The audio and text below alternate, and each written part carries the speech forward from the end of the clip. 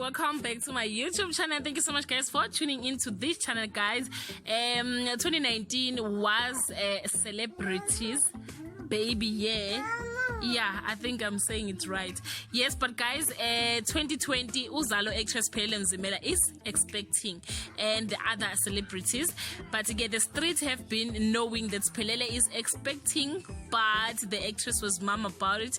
Just a few months ago, the news broke that she had allegedly fainted on the set because she was pregnant. She denied the allegation and said she was not pregnant, guys. But she was later fired from Uzalo because she was unable to continue with her role due to her personal ailment. Uzalo wishes her a good health and a speed recovery.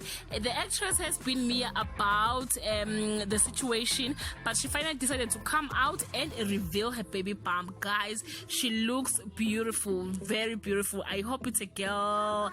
I hope it's a girl, guys. Yeah, the fans and the peeps flooded her comment section with nothing but love.